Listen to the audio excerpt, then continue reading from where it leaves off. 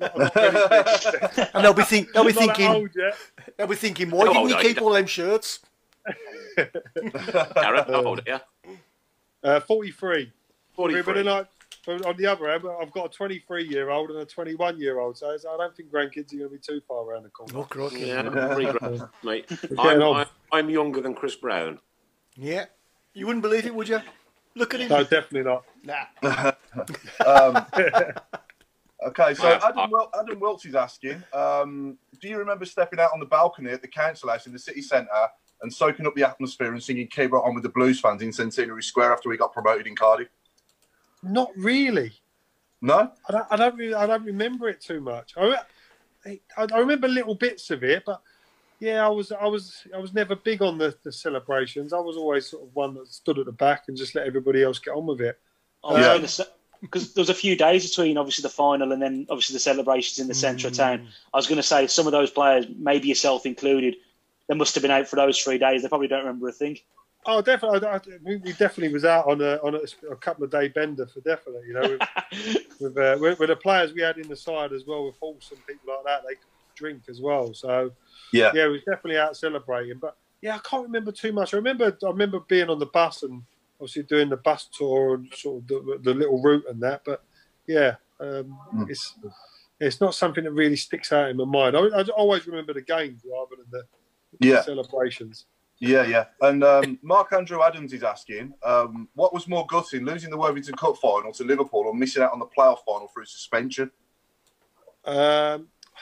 Losing the Worthington Cup final, I think.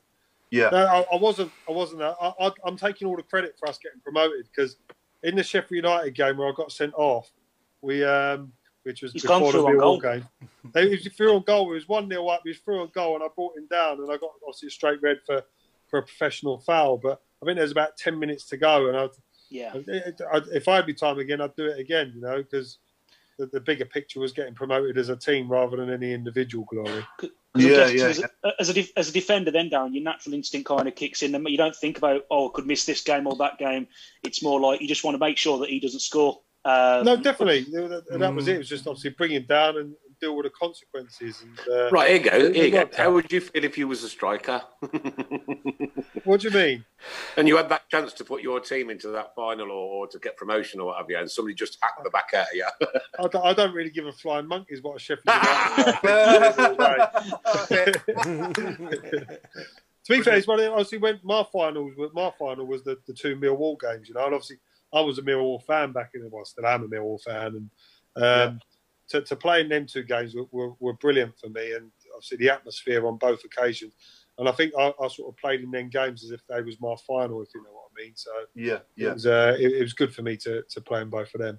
I think just because of the way we'd actually missed out in the playoffs as well, it was just as massive winning over those 2 games as actually winning the final, because when season after season we missed out in the playoffs, always at the semis, and to quite frankly, some teams that weren't as good as us on paper by any stretch, Darren, it almost became like a hoodoo that we had to break.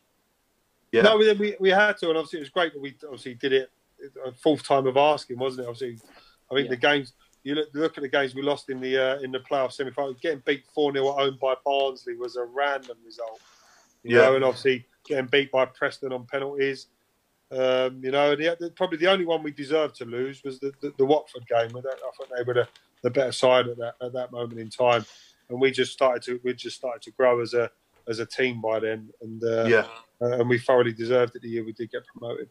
On that Preston shootout, obviously the one where we lost in the semi. What was it like as a player when you've got Trevor Francis trying to pull you off?